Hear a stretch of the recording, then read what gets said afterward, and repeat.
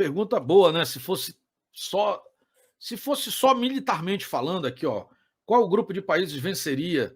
Eu vou fazer amanhã, eu não gosto muito de fazer esses comparativos, mas vou trazer amanhã aqueles comparativos, né, de efetivo, porque eu sei quase de cabeça o que é cada um. Em termos de efetivo, aqui, ó, a pergunta do Carlos, do Galo Gomes, todo mundo gosta desse assunto, né? Em termos de grupos, qual países venceriam, né? A gente vai falar aqui dessa questão do Alan daqui a pouco, só um minutinho. Só um minutinho. Qual grupo venceria? Eu posso dizer para você que só as Forças Armadas Americanas é maior do que tudo que tem do ponto de vista convencional. Agora tem armas que estão desequilibrando essa conta, tá? Que são as armas hipersônicas, os mísseis hipersônicos. E a China e a Rússia têm demonstrado capacidade de colocar em prática isso. Os Estados Unidos ainda está em desenvolvimento, já tem alguma coisa pronta, mas não está assinando embaixo ainda, né? Isso faz muita diferença. Porque, por exemplo, eu tenho alguns amigos que, de verdade, no mundo real, fabricam, por exemplo, um mísseis, né? Inclusive, estão trabalhando nos projetos. Eu não vou falar aqui o produto para não comprometer. Mas imagina o seguinte: um míssil de cruzeiro que está sendo produzido deve ser comprado pela Marinha Brasileira, sei lá, R$ 1,5 milhão, um míssil. Você acha caro, né? R$ 1,5 milhão, 2 milhões para transportar uma carga de até 500 quilos. Um míssil desse com uma carga adequada,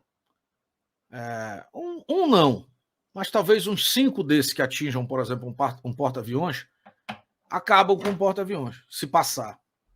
Vamos dizer que você precise de 20 desses disparados para que 5 consigam atingir o alvo, ou 3.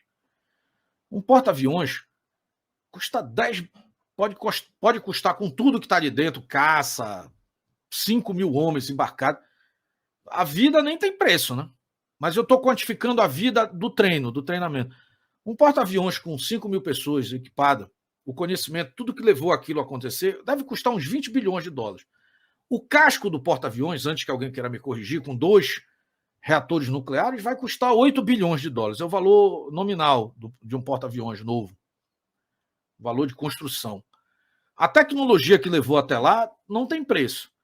E quando você coloca as vidas e coloca lá os 90 aviões, enfim, tem toda uma estrutura. O custo de treinamento de cada um daqueles pilotos, enfim, né, da operação em si, 20 bilhões.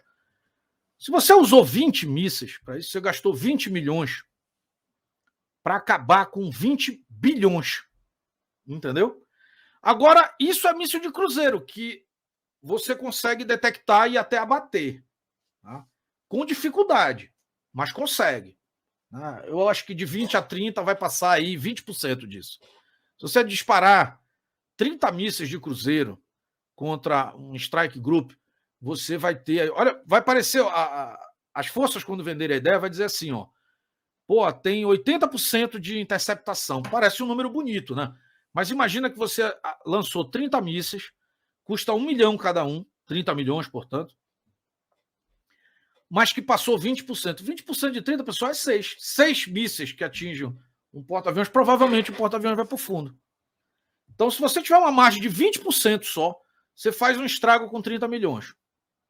O negócio custava 20 bi. Entendeu a diferença? Outra coisa, o tempo de produção de um míssil, depois que você faz o primeiro, você consegue fazer escala disso, sei lá, 1 a cada 5 dias. Talvez até menos. O tempo de fabricação de um porta-aviões de um strike group é década. Da pedra fundamental, né, quando você lança ali o início das obras, até um porta-aviões estar na água, sei lá, 10 anos. Olha a diferença. Então, assim, tudo que foi investido pelo Ocidente em termos de porta-aviões e tudo mais, pode sim ser neutralizado se não tiver a contramedida desse lado muito rápido. Alguém veio falar que não, mas tem arma laser agora. Esquece, isso dá para você trabalhar por enquanto com drone e tudo mais, você consegue abater. Mas acho que até para um míssil de cruzeiro é complicado. Se for um míssil supersônico, não precisa ser hipersônico.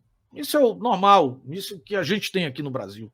3.000 km por hora, 4.000 km por hora, 6.000, é normal. Entre 4 e 6.000 km por hora é normal. Você não consegue atingir, não. Né? Então, é difícil dizer. Em termos quantitativos, a pergunta do amigo aí, o Ocidente, né? A OTAN, mas essas novas tecnologias estão muito disruptivas, é tudo muito diferente do que era. Aí ainda tem a questão nuclear, que é o camarada dizer o seguinte: você acha que vai acabar comigo? Então, peraí, toma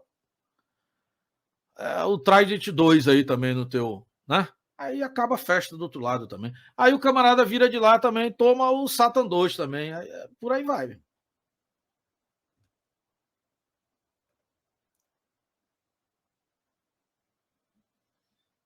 Obrigado, Ângela Delfino. Você falou tudo, fazem muitos acordarem. Pois é, pessoal. Então, agora qual é o problema que eu vejo nessa situação que nós temos atual? O político, pessoal, por exemplo, se você pegar o Biden para discutir sobre possibilidade, em algum momento tem tanta gente ali que vai dar pitaco, tem tantas forças que colocam um presidente no sistema democrático no poder, que a busca vai ser sempre de negociar ou até entregam a cabeça. Eu não vejo o mesmo tipo de possibilidade, por exemplo, num plantel que cerca o Putin.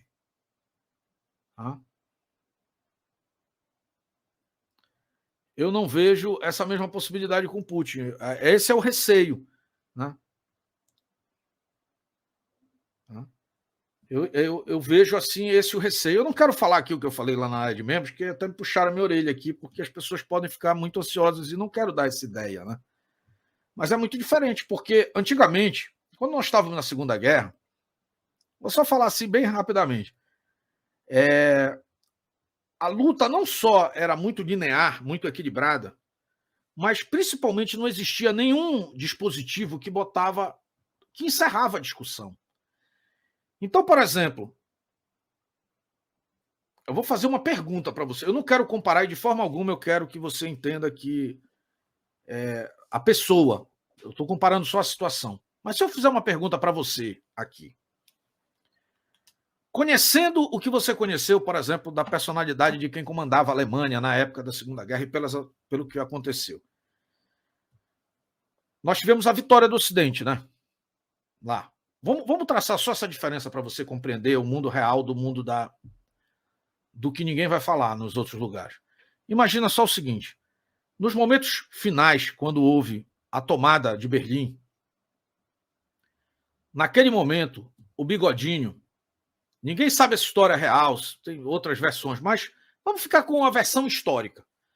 Naquele momento, como todo mundo lidava com equipamentos limitados de alcance, tudo era limitado por alguns quilômetros. Né? Era a realidade que nós tínhamos em 1945. Naquele momento final, quando as tropas chegaram lá e o pessoal veio avisar o Bigodinho: olha, aconteceu isso aqui. Ao que contam a história é que ele teria dito: não, mas calma, a gente tem outras soluções, eu vou acionar o exército. Ele desceu, foi falar com as tropas que já estavam se rendendo em outros lugares. Imagina essa personalidade. Naquele momento, diz que ele desceu para o bunker, deu um comprimido para a companheira dele, né, para Eva Braun, e se foi. E ele teria encerrado o próprio caminho. Você acha que se ele, naquela época, tivesse à disposição um botão que ele pudesse apertar e ele disse: amigo, eu vou e não vou só, o que você acha que teria acontecido? Não seria um destino diferente? Então, é muito complicado hoje o jogo de pressão até onde pode ir. Isso vale para todo mundo, tá? Isso vale para a China, para a Rússia.